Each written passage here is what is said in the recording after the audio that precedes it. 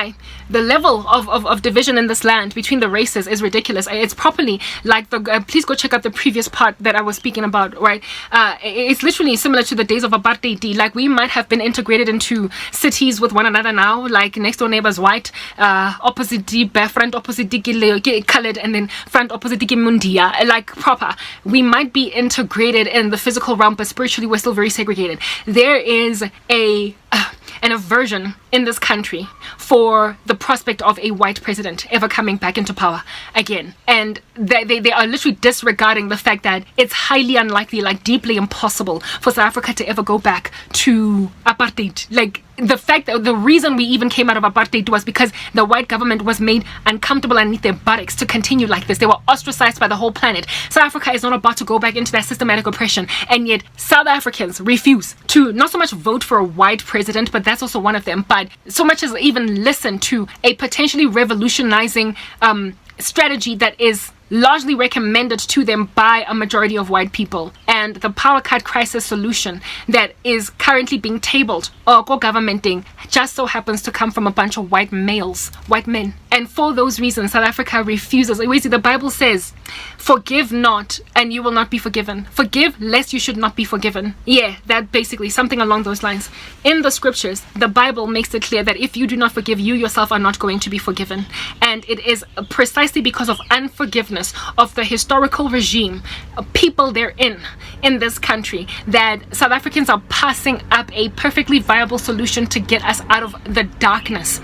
Literally darkness. It's a pitch of night. Okay, power cuts. They are passing it up just because it just so happens to come from a whole bunch of Jans. It just so happens to come from a whole bunch of Meneer van Niekerks and Van der Westhuizens and Wolmaranses. Just because it just so happens to come from a whole bunch of Smiths and like Horowitzes, like a whole bunch of white folk that live in this country, especially males. Mbana, men, white men that have been made the bane allegedly of the existence of everybody because they won't forgive those guys, because they look very, very, very similar to the ones that took away all their liberties in the days of apartheid. We are sitting on an incompetent bunch of government buffoons that refuse to realize that Eskom is literally like kicking the last kicks of a dying horse. The power grids of this nation are allegedly as old as my mama. She was born in 8. She's 63.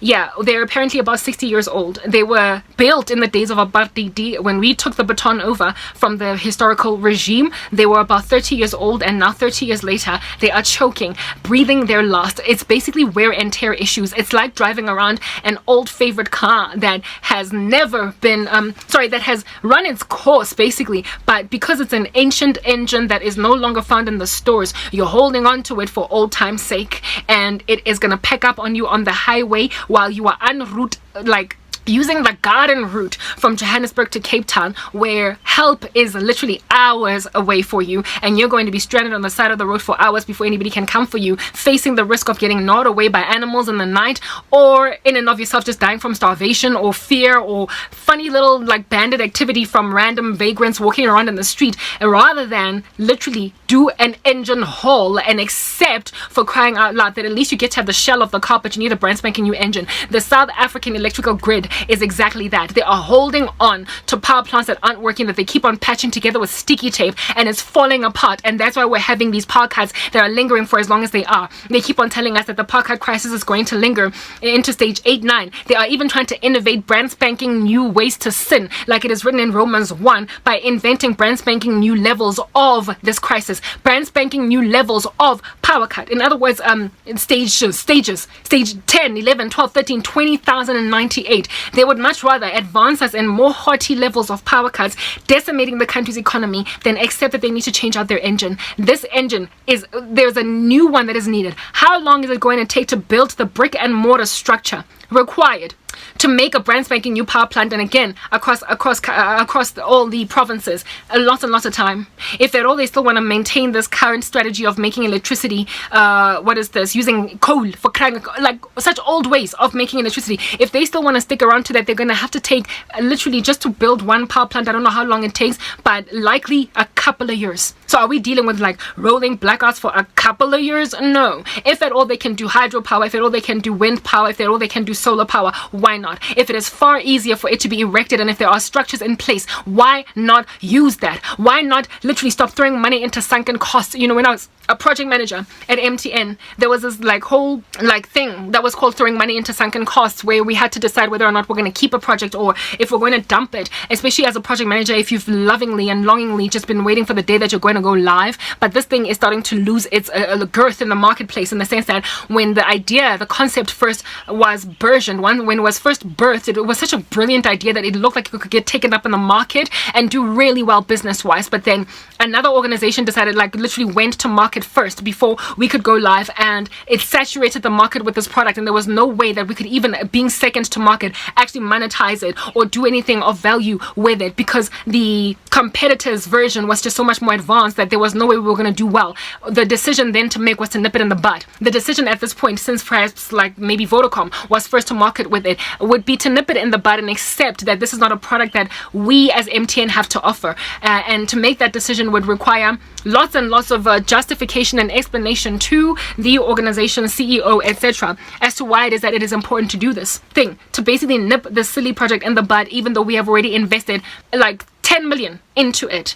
It would basically be us explaining that yes, we might have put in 10 million, but we're going to lose 30, but just continuing to invest resources in this deadbeat project. It would take a lot to get it uprooted because of how much money was put in it, but because of the wisdom of financial modelers and analysts, they were able to successfully convince a man to let go of 10 million rands that his company lost on a worthless project. Yeah, well, South Africa has more than enough financial modelers and more than enough project resources to give such counsel as this to let go of a project that has been running for 10 years, even though we thought it was going to be lucrative at some point. Currently, its net present value is sitting on a negative amount. So for those reasons, let it go, or the company is just going to bleed out for no reason at all. It's not necessary. It doesn't have to happen. We have this other project that is promising.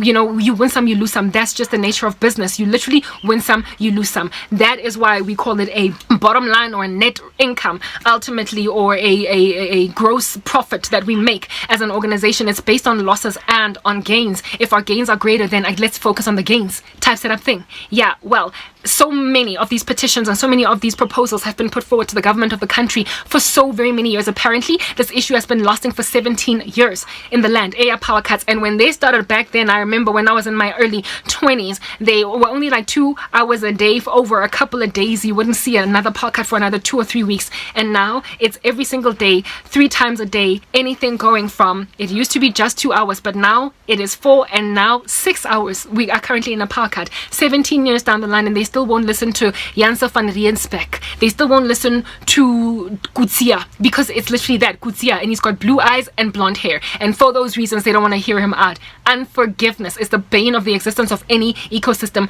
at all. Like, they refuse to acknowledge that, like, that white people might have made a mistake back in the day, but they still have brains and they still have innovation, and frankly they have the chunk of the money in this country still, and for those reasons they invest in organizations, companies that actually grow. They grow and they do well, and so they have got like a proof of concept that's already ready and built because they had the resources to invest in it. And due to the fact that they're white, the black government just refuses to let them fix the situation because of unforgiveness. I don't care how scared you might be of a white president in this land. Bottom line is, there is no South African that is happy with this power cut crisis, otherwise, unless they're crazy. There is no single South African that is happy with this, including Mr. Kutsia, albeit looking forward to a future of being reinvested in the, like, presidential mansion, albeit that being a potential for him if at all he fixes the electrical infrastructure. The guy is not nefariously sitting by thinking that if they don't take up my project, I am not even going to dare let them know that it is possible for them to live a better life in this country. I promise you, everybody wants this thing to be taken out of the way, irrespective of whatever political nuances might be attached to successfully flipping a model in a country that is headed for the dogs. Nobody wants to live in this darkness, and so politics is literally likely the last thing that Kutsia and Van der Westhuizen are thinking about when they're thinking about flipping the model of the country's electrical infrastructure over. And yet the black government is like, you're not gonna take my presidency. All the best. Watch yourself holding on to life and losing it anyway. Next.